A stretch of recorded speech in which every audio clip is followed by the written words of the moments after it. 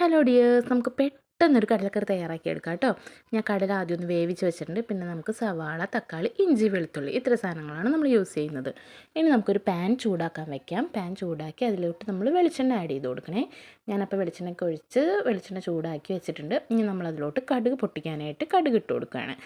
കടുക് അപ്പം നമ്മളിതാ കടുകൊക്കെ ഇട്ട് കൊടുത്തു. കടുക് നന്നായിട്ട് പൊട്ടുന്നുണ്ട് കേട്ടോ. അപ്പോൾ ഞാൻ മുന്നേ തന്നെ വെളിച്ചെണ്ണ ഒഴിച്ച് പാൻ ചൂടാക്കി വെച്ചിരുന്നു. നമ്മുടെ കടുക് ഒന്ന് പൊട്ടി സെറ്റായി വരുമ്പോഴേക്കും നമ്മൾ ഈ പറഞ്ഞ ഇൻഗ്രീഡിയൻസ് ഒക്കെ ചേർത്ത് കൊടുത്ത് നമ്മുടെ കടലക്കറി നമ്മൾ തയ്യാറാക്കി എടുക്കുകയെ. കടുക് പൊട്ടി വന്നിട്ടുണ്ട്. അപ്പോൾ ഇതാ നമ്മൾ സവാള ഇട്ട് കൊടുത്തു. സവാള ആഡ് ചെയ്ത് കൊടുത്തിട്ടുണ്ട്. ഇനി അത് നമുക്ക് നന്നായിട്ടൊന്ന് ഇളക്കി കൊടുക്കാം. നമ്മുടെ സവാള വഴണ്ടി കിട്ടാനായിട്ട് ഉപ്പിട്ട് കൊടുത്തു കഴിഞ്ഞാൽ പെട്ടെന്ന് വഴണ്ടി കിട്ടുന്ന എല്ലാവർക്കും അറിയാമല്ലേ, ഒരു ചെറിയ ടിപ്പാണേ.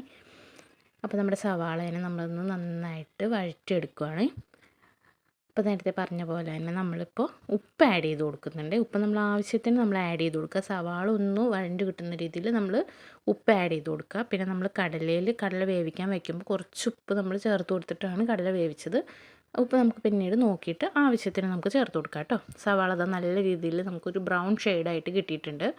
ഇനി നമ്മളതിലോട്ട് നമ്മുടെ ഇഞ്ചി, വെളുത്തുള്ളി അത് ജസ്റ്റ് ഒന്ന് സ്മാഷ് ചെയ്തിട്ട് വെച്ചേക്കുന്നതാണ്, അതൊന്ന് ഇട്ട് കൊടുക്കുക. എന്നിട്ട് നന്നായിട്ട് ഒന്ന് ഇളക്കി സവാളയായിട്ട് മിക്സ് ചെയ്തെടുക്കുക കേട്ടോ.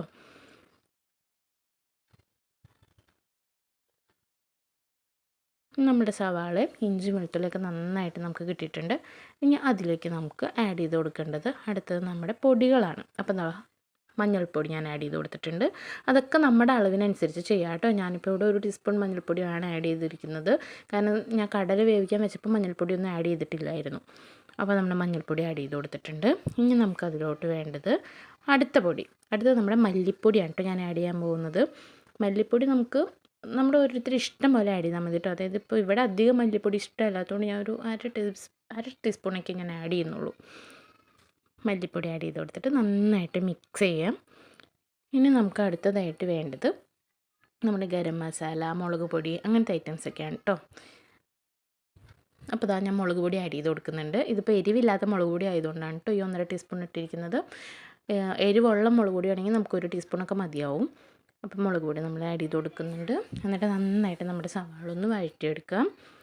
ഇനി നമ്മളതിന് ശേഷം അതിലോട്ട് അടുത്തത് നമ്മുടെ ഗരം മസാലയാണേ. മുളക് പൊടി ഇട്ട് നന്നായിട്ടൊന്ന് വഴറ്റിയെടുത്തതിന് ശേഷം ആ ഒരു പൊടികളുടെ പച്ചപ്പൊക്കെ ഒന്ന് പോകാൻ വേണ്ടിയിട്ടാണ് നമ്മളൊന്ന് വഴറ്റിയെടുക്കുന്നത്. അത് ഇനി നമുക്കതിലോട്ട് നമ്മുടെ ഗരം മസാല നമ്മുടെ അളവിനനുസരിച്ച്, ഇപ്പോൾ ഗരം മസാല ഇഷ്ടമുള്ളവർക്കൊക്കെ ആണെങ്കിൽ നമുക്ക് കുറച്ചും കൂടെയൊക്കെ ആഡ് ചെയ്യാം. ഒരു ഫ്ലേവറൊക്കെ ഇഷ്ടമുള്ളവർക്ക് നന്നായിട്ട് ആഡ് ചെയ്ത് കൊടുക്കാം കേട്ടോ.